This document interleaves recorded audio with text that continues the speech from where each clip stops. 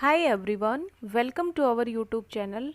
तो देखिए, जो हमने साइंस की क्लासेस शुरू करवा रखी हैं उसी में आज हम 7th क्लास का 3rd चैप्टर करेंगे, जिसका नाम है रेशों से वस्त्र तक।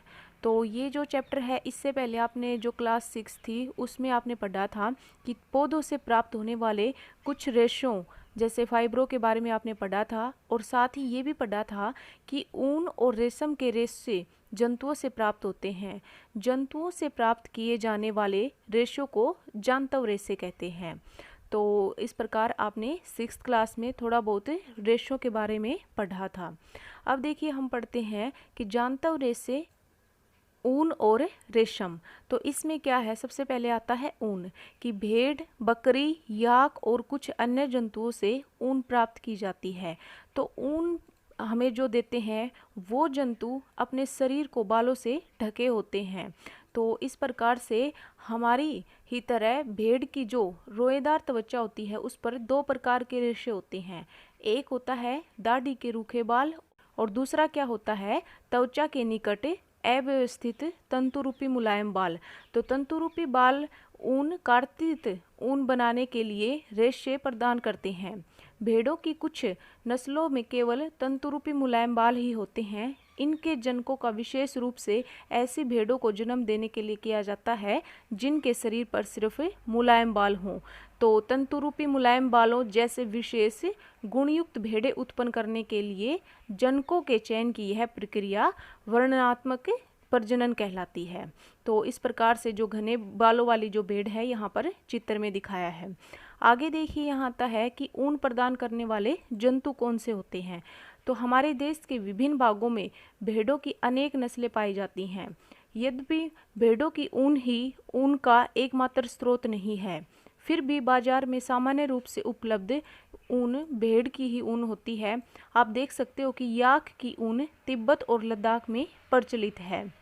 तो यहाँ पर ये जो याक दिखा रखा है, इसकी जो ऊन है वो तिब्बत और लद्दाख में प्रचलित है। आगे आता है, इसमें बकरी के बारे में बताया कि बकरी के बालों से भी ऊन प्राप्त की जाती है। अंगोरा ऊन को अंगोरा नस्ल की बकरियों से प्राप्त किया जाता है, जो जम्मू एवं कश्मीर के पहाड़ी क्षेत्रों में पाई जाती है। कश्मीरी बकरी की त्वचा के निकट मुलायम बाल मतलब फर होते हैं। इनसे बेहतरीन शोलें बनाई जाती हैं जिन्हें पश्मीना शोले कहते हैं। आगे देखिए, यहाँ पर चित्र में दिखा रखा है ये अंगोरा बकरी। इसी प्रकार से ऊँट के बारे में बताया कि ऊँट के शरीर के बालों का उपयोग भी ऊन के रूप में किया जाता है। यहाँ पे आगे यहाँ पर चित्र में दिखा रखा है कि जो ऊँट है उसके शरीर के बालों का उपयोग भी ऊन के रूप में किया जाता है। आगे, दक्षिण अमेरिका में पाए जाने वाले लामा और एल्पेका से भी ऊन प्राप्त की जाती है। तो यहाँ पर लामा और एल्पेका जो कहाँ पर पाए जाते हैं, दक्षिण अमेरिका में पाए जाते हैं। आगे यहाँ पर देखिए क्या बताया कि रेशों से ऊन तक। तो इसमें क्या होता है कि ऊन प्राप्त करने के लिए भेड़ों को पाला जाता है। उनके बालों को काट कर और फिर उन्हें संसाधित करके ऊन बनाई जाती है। तो इस प्रकार हम बारी बारी से इन सब के बारे में जानकारी प्राप्त करेंगे। सबसे पहले आता है भेड़ पालन और प्रजनन। तो इसमें क्या है, यदि आप जम्मू और कश्मीर, हिमाचल प्रदेश, उत्तराखंड, अरुणाचल प्रदेश और सिक्किम के पहाड़ी क्षेत्रों या फिर हरियाणा, पंजाब, राजस्थान और गुजरात के मैदानों की यात्रा करें तो आप गडरियों को भेड़ों के झुंडों को चराने के लिए ले जाते हुए देख सकते हैं। भेड़ जो होते हैं वो शाकाहारी होते हैं, वो क्या खाते हैं, घास और पत्तियां खाना पसंद करते हैं। तो जो भेड़ पालक होते हैं, पालने वाले, उन्हें चारे के अतिरिक्त दालें, मक्का, ज्वार, खली जो कि बीज में से तेल निकाल लेने के बाद बचा पदार्थ होता है, और खनिज भी खिलाते हैं। सर्दियों में भेड़ों को घरों के अंदर रखा जाता है और उन्हें पत्तियां, अनाज और सूखा चारा खिलाया जाता है। तो इस प्रकार से आप देख सकते हो कि भेड़ पालन और प्रजनन किस प्रकार होता है। तो आगे देखिए, इसमें बताया कि भेड़ की कुछ नस्लों के शरीर पर बालों की घनी परत होती है, जिससे बड़ी मात्रा में अच्छी गुणवत्ता की ऊन प्राप्त होती है। जैसा कि हमने ऊपर भी बताया कि इन भेड़ों को वर्णात्मक प्रजनन के द्वारा उत्पन्न किया जाता है, जिनमें से एक जनक किसी अच्छी नस्ल की भेड़ होती है।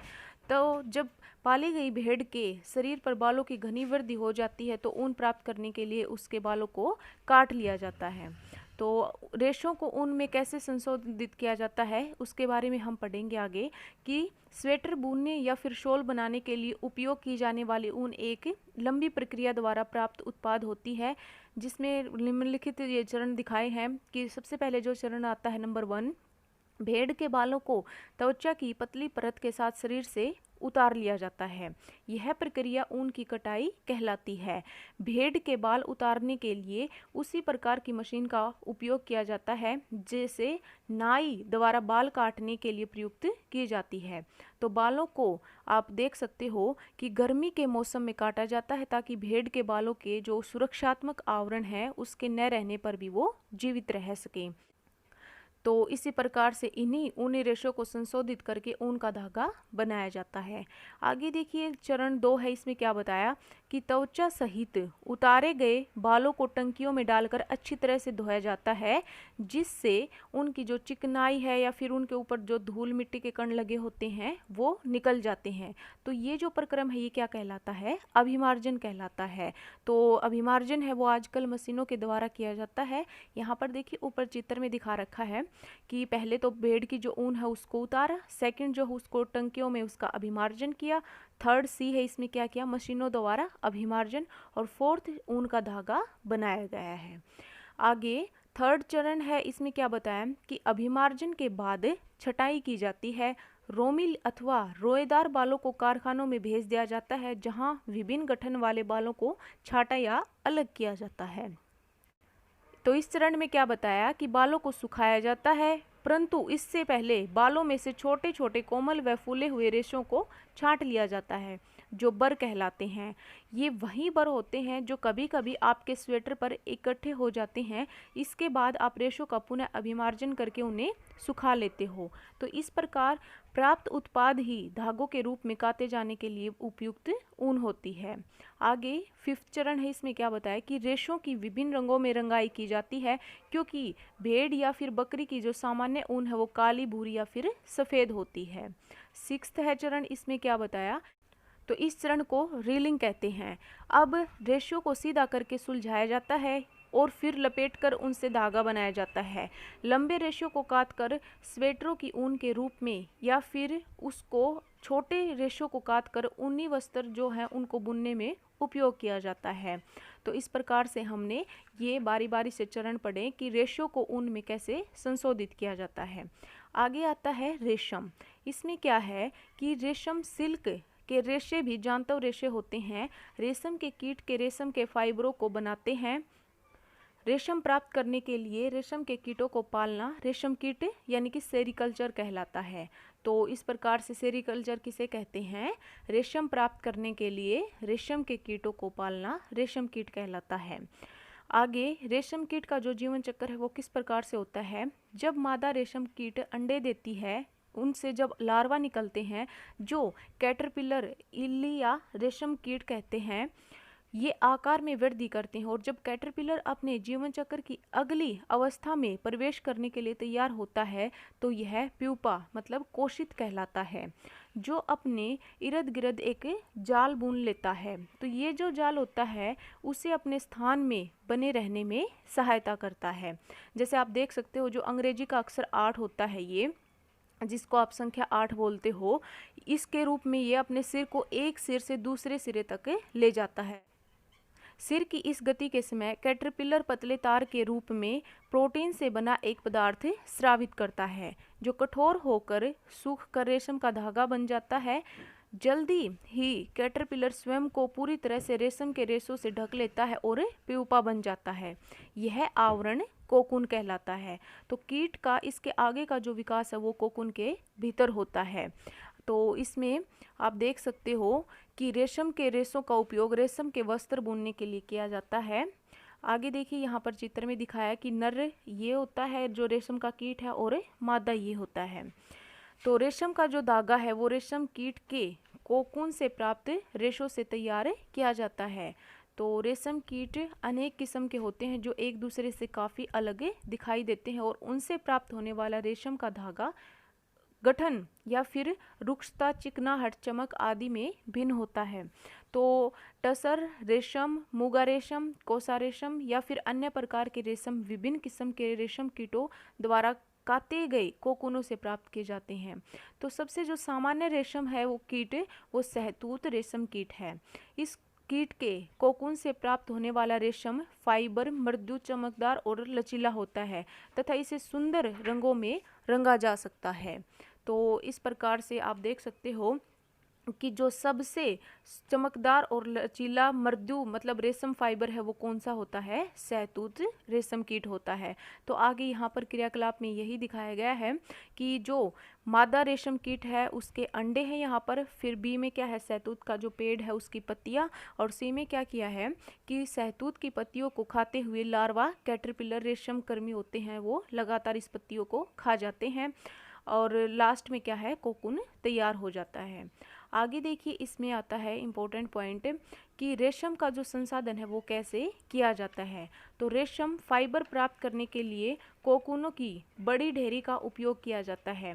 वयस्क कीट में विकसित होने से पहले ही कोकूनों को धूप में रखा जाता है या फिर पानी में उबाला जाता है या फिर भाप में रखा जाता है।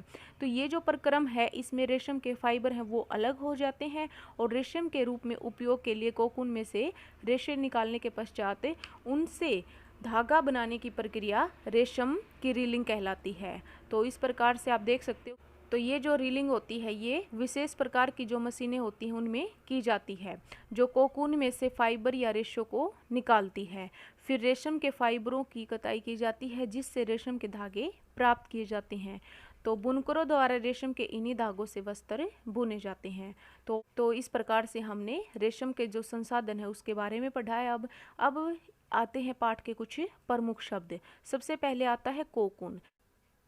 जब कैटरपिलर स्वयं को पूरी तरह से रेशम के रेशों से ढक लेता है और प्यूपा बन जाता है तो ये जो आवरण होता है ये क्या कहलाता है, कोकून कहलाता है।